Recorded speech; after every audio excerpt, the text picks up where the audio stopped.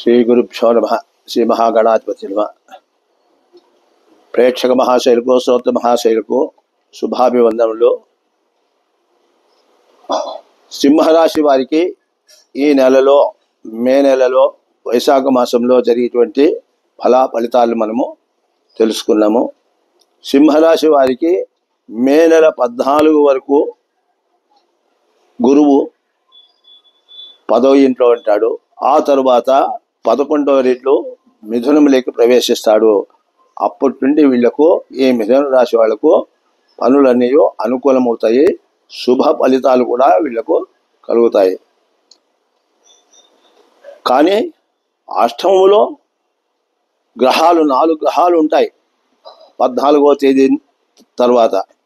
కావున ఆరోగ్యంలో కొంచెము వీళ్ళు జాగ్రత్తగా పడవలసి ఉంటుంది అన్నమాట.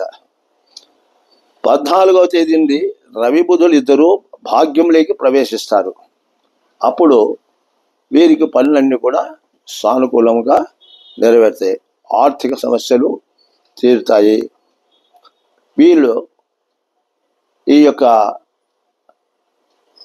నెలలో శనివారాలు జమ్మి చెట్టుకు 19 ప్రదక్షిణలు చేయట చాలా మంచిది.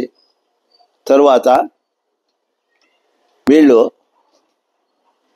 ఈ రాశి వాళ్లకు మొత్తం మీద ఈ నెలలో శుభ ఫలితాలే ఎక్కువ కలుగుతాయి. ఎందుకంటే ఏకాదశంలో గురువు వస్తాడు కాబట్టి ఆ గురువు యొక్క ఫలితాలు చాలా బాగా ఉంటాయి. అందువలన ఈ రాశి వాళ్ళందరూ కూడా ముఖ్యంగా అష్టమ శనిని గురించి జాగ్రత్తగా తీసుకోవడం మంచిది.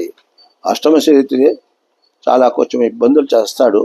అష్టమ శనికి రోజు కూడా జమ్మి చెట్టుకో ప్రయత్నం చేయలేదు, లేదా నవగ్రహాల్లో శనేశ్వరుని దగ్గర నూగులతో దీపం పెట్టి ప్రదక్షిణలు చేయడము, నూగులు దానం చేయడము, కాళభైరవుని దర్శించడము, కాళభైరవ అష్టకం చదువుకోవడము, ఇవి చేసుకుంటూ వస్తే ఈ యొక్క అష్టమ శని యొక్క ఫలితం వీళ్ళకు కొంత మటుకు తగ్గుతుంది. గురువు యొక్క ఫలితం పనిచేసి వీళ్ళు చేసేటువంటి పనులందు అన్నీ కూడా సానుకూలంగా నెరవేరేటువంటి అవకాశం ఉంటుంది. ఓం స్వస్తి.